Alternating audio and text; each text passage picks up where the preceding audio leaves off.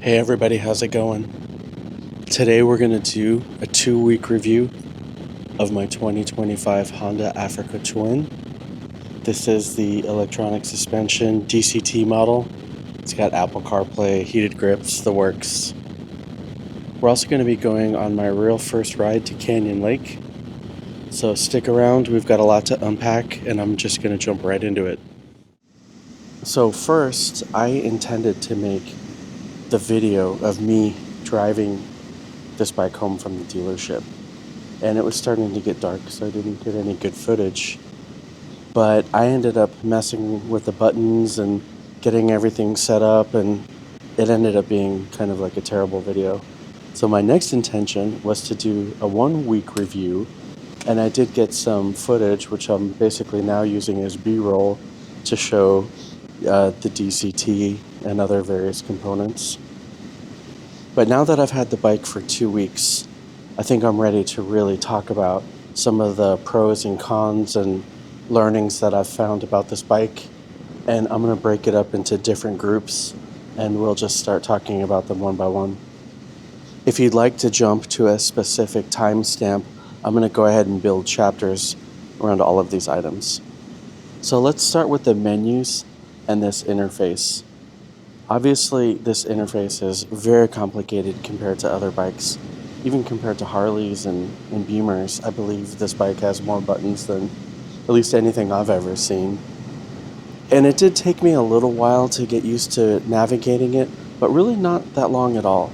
And actually, now that I've had the bike for 2 weeks, I really quite like the ergonomics of where everything is. For example, the shifters feel like they're in a really great place. The blinkers feel like they're in a great place, and I don't hit anything accidentally, which is what I was worried about. Also, using the up and down and enter and return buttons are very great. When you're actually navigating through the menus, it seems very natural. You're not able to change any of these settings while you're driving, like for the ride modes. So doing it from rest while you're not driving makes it really easy too. So going into some of the menus and features a little further, I really actually had a problem with the wireless headset connection. I saw another video where they were saying the first thing you want to do is pair your wireless headset. I have the Cardo PackTalk Neo, and I've had it for, I think, at least 4 years. And it has never given me a problem. It connects to my phone perfectly every time. It has a perfect track rating. It's never given me any issues. I don't even think I've ever updated the firmware since the day I bought it. I mean, it just performs. So once I started pairing it through the Africa Twin, I started having a lot of connection problems. I couldn't get it to connect every day. And in fact, in the 2 weeks that I rode it to work in the morning, I think I only listened to music like 3 times. So it's nice that the Africa Twin lets you turn up and down the volume from the interface commands, but it's, to me, not worth it. The other thing that was really weird about it is when I linked my PackTalk through the Africa Twin, the maximum volume decreased. So even when I had it at full blast, it was never as loud as it was before. And it was a noticeable difference, like 10 or 20% more quiet. So I really didn't like that. So after riding it with 2 weeks, I actually turned the Bluetooth off on the motorcycle, and I've just committed to not using it. Additionally, you can't use the Apple CarPlay wirelessly anyway. So if you want to put your GPS on the main screen, you have to use the cable. So that further negates any reason to have Bluetooth at all. So yeah, my Bluetooth is just off now. So diving into the actual electronic suspension, first off, I absolutely love the electronic suspension on this bike. It is really amazingly performing. You can set it to hard, medium, and soft.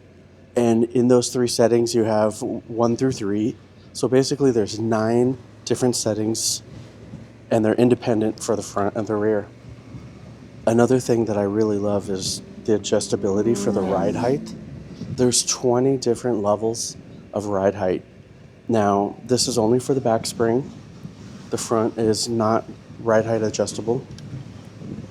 But for those people that are worried about the bike being too tall, you are almost guaranteed to be able to touch the ground on this bike, because you can raise or lower the seat. There's 2 seat settings, and then you can really slam the bike down if you want. And just for fun, I tried it on the lowest preload setting with the lowest seat setting, and wow, I mean, it almost makes the bike feel like a toy with it being that low. There's also quick settings with a preload for 1 rider, 2 riders, or luggage. So you can have 1 rider with luggage, 2 rider with luggage, etc. And all of those are fully adjustable. So when I got my wife on the back, I also adjusted the preload so that I could stand there flat-footed. So I really love that you can very quickly adjust that. It'll store my settings, and it's really just push button. So let's get into what I think everybody really wants to talk about, which is the DCT. I was a little bit hesitant to get the DCT, but I knew that the majority of driving that I would be doing on this bike would be on the highway. So I figured it would be more of a luxury than anything else. But after having driven it for 2 weeks, I absolutely love this transmission. I cannot say enough good things about it. So getting into the basics, when you're in automatic mode, you can have it either on drive or you can put it in sport mode. And sport has 3 different levels. There's basically 1, 2, and 3. When I first bought the bike and I was leaving the first night from the dealership, I left it in drive and I didn't go into the sport modes. However, I felt that the shift points were way too low. It was shifting at like 2,000 RPM, and it kind of felt a little bit unnatural in the bike. And so I put it into sport mode, and it just happened to start off at Sport 2. And Sport 2 feels like a perfect setting for me. It shifts not aggressively, but where I feel like I would be shifting if I was driving, sporty, but chill sporty, if that's a thing. I also love that you can manually shift even though it's in automatic mode. So there's a couple instances where I feel like I have to shift.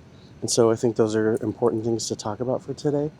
The first one is if I know I'm going to pass somebody, or if I know I'm really going to crack the whip, I'll downshift first and then punch the gas, because I feel like the bike isn't quite reactive enough for it to be smooth when you do that, if you're especially in 6th gear. And so I'll drop a gear, hammer it, and then it may downshift again, but it feels quicker and less jerky. Another situation where I feel like I have to shift by myself is downshifting when coming to a stop.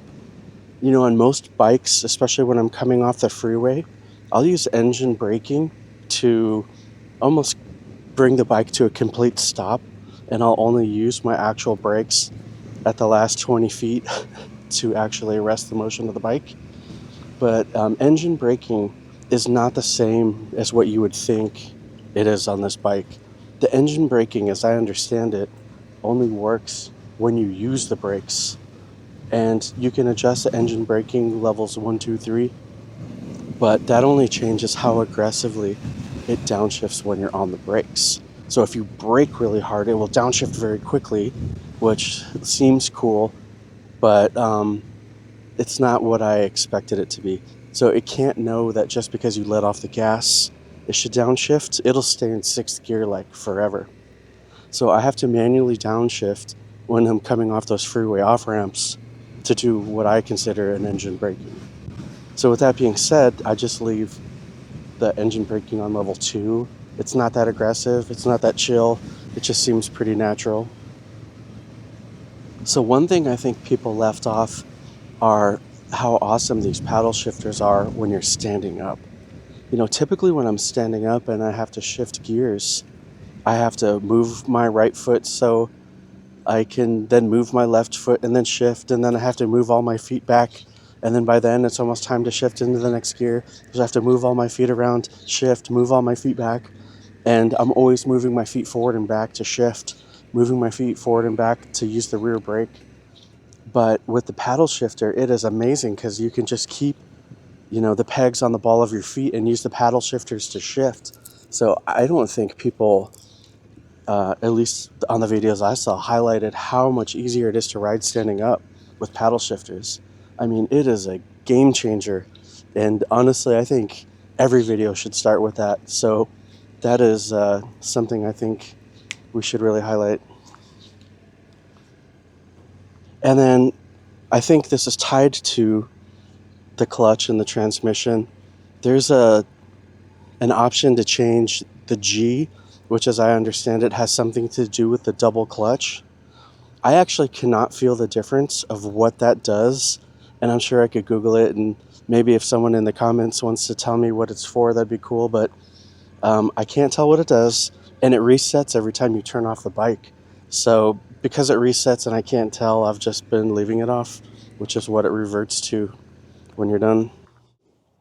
So I'm just gonna bunch a whole bunch of the other little tiny features under this miscellaneous section.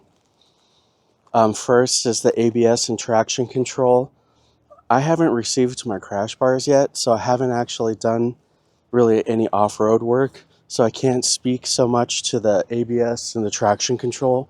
But what I can tell you is that I have stopped very aggressively, I've launched it very aggressively, and I've never even felt the ABS or traction control kick in. So as far as I can tell, it's working great. It's not, bothering me in any way. I've had other ABS traction control bikes, and I think everything is working as it should. It's smooth, nothing negative to report there, so that's good.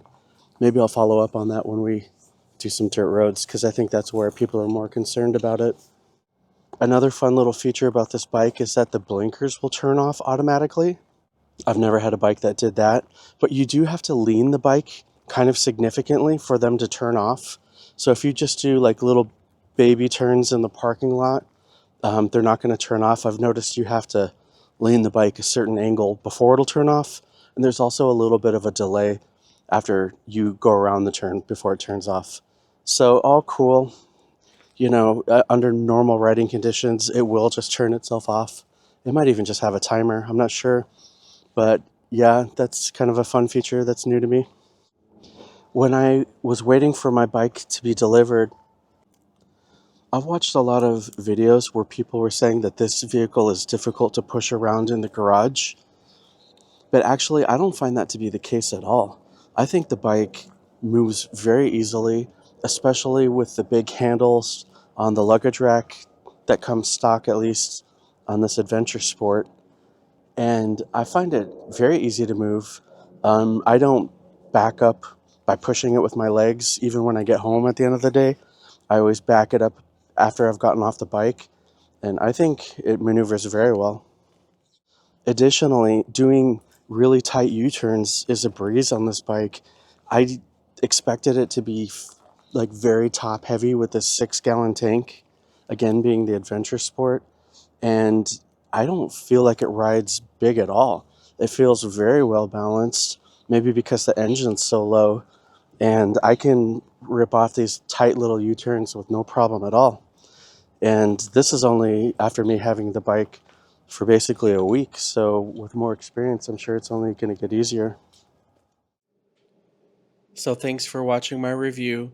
If you've enjoyed this ride and watching me cook breakfast, please subscribe, and you'll get to see a ton more adventures on the Africa Twin. Thanks so much.